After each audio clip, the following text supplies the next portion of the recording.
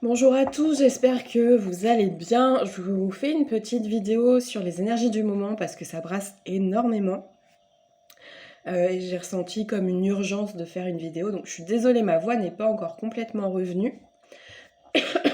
Mais on va quand même passer les messages. Ce que je sens là dans l'air, c'est une notion de gravité. Il y a des choses assez... la matrice est énormément secouée en ce moment. Il y a tout le système racinaire qui est en train d'être modifié autant dans sa direction que dans sa comment dire, composition, sa façon de se développer. Alors là, c'est vrai que je parle plus en... L'image est plus celle d'un arbre, mais les arbres communiquent entre eux, et là, en fait, c'est comme si on est tous interconnectés sur la planète, et il se passe beaucoup de choses aux quatre coins du monde, actuellement, qui sont vraiment très, très costauds. Et déjà, la première chose que j'ai ressentie, c'est comme si on était dans l'œil du cyclone, vous savez, avec plein de petits orages qui éclatent, en fait, à l'intérieur du cyclone. Et ce cyclone, c'est comme s'il englobait la Terre entière. Ce qui peut provoquer une sorte de brouillard général, notamment pour les plus sensibles, ceux qui sont réceptifs aux énergies, du moins, enfin, qui sont conscients des énergies, on va dire ça plutôt comme ça. Et il est difficile d'y voir clair, en fait. Ce que j'ai entendu, c'est déjà de ne pas se fier aux apparences. Contentez-vous du concret, des faits. Pas de suppositions. Ne vous fiez pas aux médias aussi, hein. Vraiment, là, il y a des... en fait, c'est comme si... j'entends la bête se débattait. J'aime pas trop ce terme parce il a été quand même pas mal employé par, on va dire, des complotistes assez extrémistes.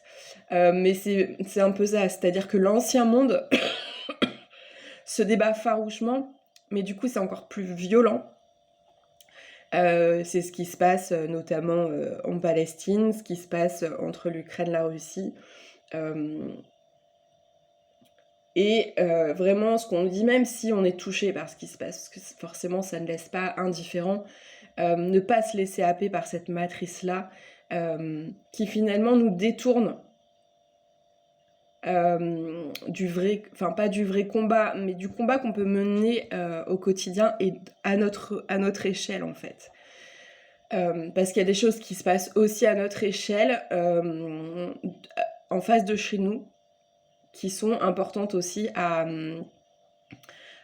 défendre, à faire évoluer pour que la vie, l'avenir soit meilleur, différent. De toute façon, là, on est parti pour des années de comment dire, j'entends d'exode, mais dans le sens de mouvement, on est en plein dans la mutation, en fait, de ce monde. Et clairement, notre génération, je pense... Enfin, moi, je vais avoir 40 ans. Je pense que là, on en a pour facilement une vingtaine d'années. Dans mon ressenti, hein, c'est vraiment que ma vérité. Pardon.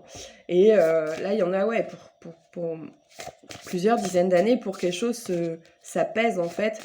Pas dans le sens où on va vivre 20 ans chaotiques, etc. Mais en fait, là, c'est la fin d'un monde. Il y a des prémices d'un nouveau monde qui essaye de se construire, mais c'est vraiment un peu la lutte du bien contre le mal.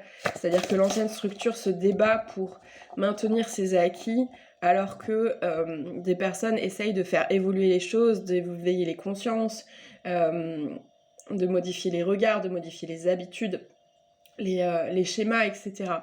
Donc voilà, déjà en introduction, ce que je peux vous dire. Je vais tirer quelques cartes pour voir ce qui du coup vient s'ajouter à tout ça. Alors là, il y en a trop. Histoire d'y voir un peu plus clair. En tout cas, on nous demande vraiment de nous ancrer. Et bon, les cartes ont du mal. Je pense que je manque un peu d'ancrage. Donc je vais me recentrer 2 secondes. Alors, quel message, s'il vous plaît?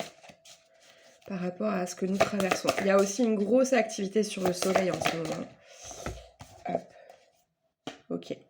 Alors, je vous montre les cartes. Donc là, c'est avec l'oracle de Gaïa. Hop. Voilà. Danse éternelle, mouvement de la vie, mouvement et roue de la vie, voie de la moindre résistance. C'est exactement ce qu'on doit faire. C'est-à-dire que là, on est pris dans l'œil du cyclone. Il faut lâcher les résistances, il faut se laisser porter. Et vraiment, ne pas essayer d'être en lutte. C'est vraiment accueillir le courant et le suivre tout en faisant en sorte de ne pas se noyer. C'est un peu l'idée. Et à côté de ça, j'ai le message Terre-Mère Sacrée, message d'amour. Voilà. Je pense que vraiment les choses sont claires. On a besoin d'ancrage, on a besoin de se concentrer sur la voie de l'amour. Parce qu'en fait, il y a tellement de conflits actuellement. Et en plus, je pressens, et c'est vraiment que ma vérité, je pressens des catastrophes naturelles là, qui vont arriver sous peu. Notamment, j'avais j'avais l'Australie, Australie, Amérique latine. Où je pense qu'il peut y avoir des incendies, des inondations, ce genre de choses. Enfin, des cataclysmes naturels, du coup, qui peuvent arriver là très prochainement. D'ailleurs, de toute façon, je ne sais pas si vous avez vu l'info, mais il y a un volcan en éruption en Islande. Je ne sais pas s'il l'est encore, mais il y a de fortes chances. Donc, on sent que là, même en intra-terre, il y a des mouvements, il y a des régulations, il y a des remises en... Il y a, comment dire, des réalignements qui se font vraiment au sein de la Terre même, de la matrice Terre, on va dire, de la mère Terre, la Terre-mère, dans le sens qu'on veut. Et c'est comme si, en fait, là, on était un petit peu sur... comment expliquer? Parce que j'ai l'image... comme si on faisait du patin à glace sur une patinoire qui était en mouvement, en fait. Qui bougeait en même temps. Je ne sais pas si vous voyez l'idée, c'est-à-dire qu'il y a une espèce d'instabilité qui se crée, d'où la notion d'ancrage. Donc s'ancrer et pas s'enraciner, vraiment s'ancrer, pour du coup être vraiment connecté autant à la terre que aux mondes invisibles et on va dire à l'espace de l'esprit, du cœur, de l'âme, tout en suivant le mouvement. Il y a un petit peu cette philosophie du bambou où voilà, on plie mais on ne se rompt pas. C'est vraiment le message du moment. En tout cas, voilà, ça bouge et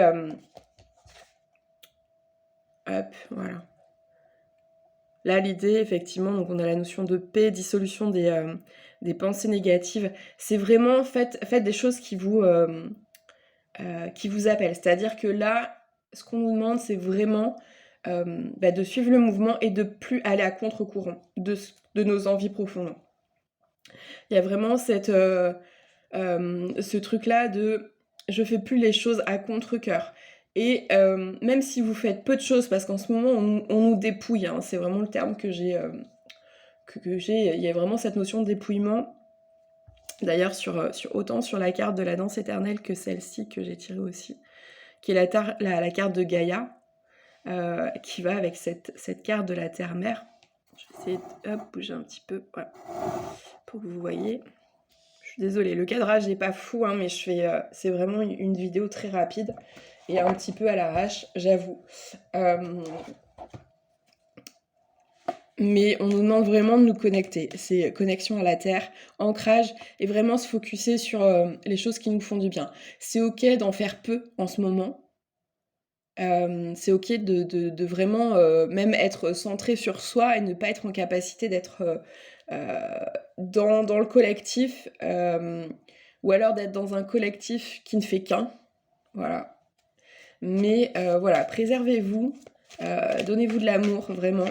Parce que là, ça secoue fortement. Il y a vraiment une grosse activité solaire aussi. On se reçoit des vagues de... Je crois que c'est des protons. Enfin, en gros, on se reçoit des grosses vagues d'énergie qui viennent... c'est vraiment là un côté vraiment physique, chimique, je sais pas. Voilà, c'est pas ma spécialité, hein, je suis pas une scientifique du tout. Mais en gros, vous voyez l'idée, c'est-à-dire il y a vraiment des éléments... chimiques qui viennent se confronter aux énergies de la Terre. C'est vraiment la rencontre, un peu comme deux océans qui se rencontrent. où forcément ça crée des mouvements de force, ça crée des mélanges d'énergie, ça crée des changements de ligne de temps, j'entends aussi des changements d'orientation. Donc on peut être énormément bousculé, et là ce que je vois vraiment avec ces cartes, c'est strict minimum, c'est-à-dire en gros tu fais la planche à poil et t'accueilles ce qui vient, tout en essayant de se concentrer sur le positif, sur l'énergie vraiment de cœur, d'amour, et sur tes besoins à toi. Voilà déjà ce premier message qui va être du coup plus long que je pensais. Je vais tirer du coup avec la triade, voir un petit peu ce qui ressort. Alors, qu'est-ce que nous traversons sur le plan collectif? Ok. Bah là, la triade, elle veut parler, hein. Alors, bon, bah, ça conforte un petit peu ce que je disais. On a la notion de mutation, donc vraiment, là, ça bouge, c'est vraiment à l'image de cette roue, hein. On est pris dans cette espèce d'œil de cyclone où tous nos repères peuvent être perturbés, mais si on est bien ancré, en fait, on sait où on est ancré, comme si on sait où sont nos racines. Voilà, c'est l'image de vraiment comme si on était enraciné au sol et qu'on était dans l'œil du cyclone, mais comme on sait où on est, même si le fait qu'il y ait le cyclone, le mouvement, le brouillard, les éclairs, voilà, qui peuvent perturber notre vision, on sait où est-ce qu'on habite, en gros. C'est un petit peu l'idée, donc dans notre corps, j'entends. On a la notion d'erreur. Moi, je vois la notion de fin aussi. Je sais pas si c'est Est-ce qu'il y a un petit... Ouais, si c'est la notion de fin. Qui pour moi montre vraiment l'effondrement de ce monde, et pour moi, ça y est, ça descend. Alors déjà, en plus, là, on a des croix, ce qui me fait penser un petit peu au côté archaïque, pas forcément au côté religieux, pardon, j'ai pas centré la carte. Pas forcément au côté religieux, mais au côté un petit peu ancestral, séculaire. Et comment dire? À l'effondrement, ouais, de ce système, d'un système ancien, qui est en plus basé avec cette pomme. Je vois la notion de tentation, donc on a un petit peu ce truc d'Adam et Ève, et la notion de bien, de mal, etc. Et pour moi, c'est vraiment l'effondrement de ce monde-là qui s'active, et qui peut se faire. Euh, pour ceux qui n'ont pas forcément conscience de tout ce qui se trame, qui voient les événements mais qui n'ont pas conscience de ce qui se trame plus profondément, hein, c'est vraiment ça, c'est cette notion de travail souterrain, en fait. Il y a vraiment un travail dans l'invisible qui est en train de se faire, où il y a une vraie mutation en cours, mais qui peut être invisible à l'œil de ceux qui sont pas encore éveillés et qui n'ont pas encore conscience de tout ça. Et qui posent peut-être pas de mots sur ça aussi. Et ça me fait penser aussi, du coup, à côté, on avait là. Alors, attendez. Je suis vraiment un cadrage pourri aujourd'hui. Donc on a la notion de silence et de prière juste à côté, qui pour moi nous invite vraiment à ce retour à soi. La prière, ça invite vraiment au silence, à l'écoute de soi, à retourner dans son intérieur, tout en posant des intentions aussi, des intentions bienveillantes, en demandant peut-être aussi, en priant aussi peut-être, hein, pour les âmes en peine, les âmes en partance, parce que malheureusement, il y en a beaucoup actuellement, et il y en aura. Je pense qu'il va y avoir des grosses vagues. Moi, je sens vraiment, là, quand je vous dis ça, et malheureusement, ce qui s'est passé ces dernières années risque de venir confirmer ce ressenti. C'est que je pense qu'il y a des chances qu'il y ait de grosses catastrophes naturelles à venir très prochainement, avant l'été, je pense, hein, sur le printemps, je dirais plutôt, où il risque d'y avoir pas mal de personnes qui vont partir, on va dire, hein. En tout cas, ce que nous dit cette notion de silence et de prière, de vraiment revenir à soi, c'est que c'est une bénédiction. C'est-à-dire on a besoin de ça pour entendre. On a besoin du silence pour entendre son cœur, pour entendre le silence même tout court, pour calmer le brouhaha ambiant, parce qu'en ce moment, enfin, je sais pas comment sont vos nuits actuellement, mais alors moi, c'est très compliqué, très agité. je rêve alors il y a des choses vraiment très personnelles où je sais que c'est mon propre nettoyage qui se fait, mais je vois beaucoup de choses aussi par rapport à l'actualité dans mes rêves. Et, et les événements récents sont venus encore plus déstabiliser la matrice. Et en plus, voilà, là j'ai en d'autres decks, j'ai la notion de racine. Donc on en vient vraiment à cette notion d'ancrage pour moi, c'est hyper important. J'ai un petit livre que j'aime bien qui sont, alors c'est tout simple, hein, hop là, les 50 règles d'or du lâcher prise. Donc je vais demander un conseil. En fait, vous pouvez faire ça avec tous vos livres. Bon, pas forcément des romans parce que ça va pas forcément vous apporter, mais des petits livres comme ça ou des livres de philo, de développement personnel, vous demandez à avoir le message le plus juste pour vous à l'instant T, et vous ouvrez le livre. Et c'est ce que je vais demander du coup pour le collectif qui m'écoute. Ok, alors, on a, je vais vous le lire, hein. Libérez-vous, acceptez l'inconnu.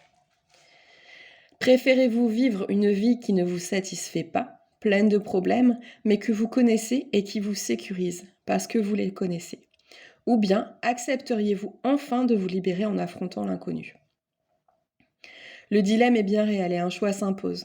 Nous sommes si nombreux à vouloir transformer notre quotidien, et ce qui nous dérange sans vouloir assumer les conséquences de nos choix. Bref, changer sans changer.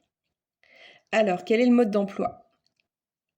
Vous acceptez de garder vos problèmes en guise de rempart, de protection, mais vous vivez enchaîné et continuez à déterminer votre vie en fonction de l'extérieur et de ce qu'il vous procure. Un statut social, un objet, de l'argent qui reste toutefois non illimité.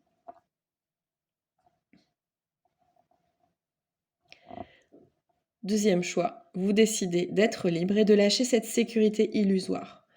Et là, vous vivez en fonction de vous, de votre être profond, indépendamment du regard des autres, des objets qui vous entourent, vous permettant ainsi de vous connecter à l'énergie illimitée de l'univers. Le choix numéro 2 vous permettra de goûter au plaisir de la nouveauté, de l'insolite et de l'imprévu que la vie vous réserve.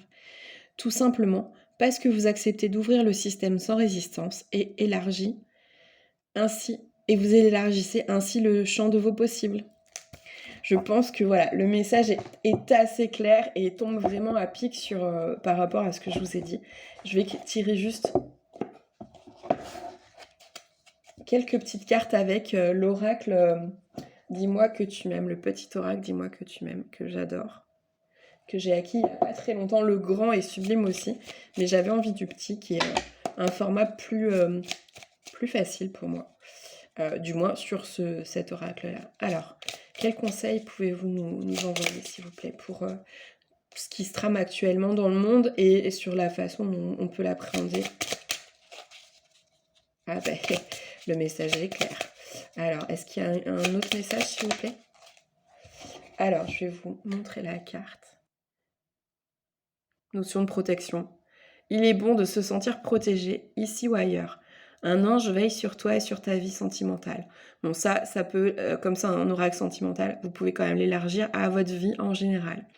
Ce message t'invite à rester dans l'ombre et à ne pas trop exposer les petits soucis si tu veux éviter de les faire grandir aux yeux des autres. Donc vraiment, c'est ça. Retour à soi. Évitez de vous connecter au collectif qui est très anxiogène et qui va amplifier du coup, qui peut en tout cas amplifier votre ressenti actuel, vos inconforts. Ou alors connectez-vous à un collectif qui vous ressemble et qui peut comprendre vos appréhensions et qui ne vous jugera pas. Et la deuxième carte, qui d'ailleurs est sortie, je crois, sur le tirage de la Saint-Valentin, il me semble, je sais plus, mais je l'ai eu il y a pas longtemps. C'est la carte de l'abandon, qui pour moi vient nous parler de lâcher prise et vient faire écho à cette notion de voie de la moindre résistance. Il est parfois difficile de dépasser le sentiment d'abandon. Ça l'est plus encore quand il se fait ressentir, malgré la présence physique d'un partenaire. Bon, là, du coup, ça va pas s'appliquer là-dedans, mais ça peut être par rapport à des deuils de situations passées. Là, je le vois plus, du coup, de façon générale, sur... alors, ça peut être une relation ancienne que vous n'arrivez pas à lâcher, un ancien boulot, c'est... aussi, ça fait écho à la lecture du petit livre que je viens de vous faire sur le fait d'accepter de lâcher son ancienne vie, d'abandonner son ancienne vie. Voilà. Et de s'offrir à l'inconnu. Alors après, ça nous dit quoi? Une analyse ou une thérapie sur le sujet pourra t'aider à avancer avec la moindre souffrance dans ta vie sentimentale. Bref, ça veut dire surtout que si vous sentez le besoin, que vous êtes anxieux en ce moment, que vous n'arrivez pas à gérer, faites-vous aider, tout simplement. Allez voir des professionnels qui peuvent vous accompagner sur ce sujet, que ce soit un psychologue, un psychiatre, un énergéticien, un sophrologue, voilà. Vous avez le choix, allez vers ce qui vous parle. Et on me dit de tirer une dernière carte. Alors, on va tirer une dernière carte avec cet oracle, s'il vous plaît, une dernière pour conclure. Une dernière carte pour conclure. Alors, une dernière. Eh bien, il y en aura deux. L'ancrage, allez, ça, on recommence. Voilà. Garde bien les pieds sur terre et la tête sur les épaules, surtout quand ton cœur balance entre la haine et l'amour. Donc là, la peur et la joie, on nous demande vraiment de choisir notre camp, hein, entre guillemets. Prendre du recul est parfois nécessaire pour s'ancrer correctement dans une relation, voilà. Et ça s'applique du coup à la vie en général, situation, relation, situation, tout est applicable. Et là encore, on nous parle de prière. Donc retour à soi, se recueillir. Et si vous vous sentez impuissant par rapport à ce qui se passe dans le monde, par rapport autant aux guerres qu'au réchauffement climatique, etc., passez à l'action. Ancrez-vous, priez, plantez des arbres, engagez-vous dans des associations. Faites, je sais pas si ça vous parle, réunissez-vous avec des gens qui vous comprennent. Faites une prière collective pour le monde, envoyez de l'amour à la terre. Voilà, il y a plein de choses qui sont possibles à faire, mais ne restez pas dans votre anxiété. Vraiment passer à l'action. Certes, il faut revenir à soi, mais là, ce qu'on nous demande, c'est je m'ancre, je passe à l'action. Parce que ce monde qu'on a essayé de construire, ce nouveau monde qu'on essaie de construire, a besoin de gens qui se mettent en mouvement. Et que c'est hyper important d'être acteur, en fait, de sa vie, tout simplement.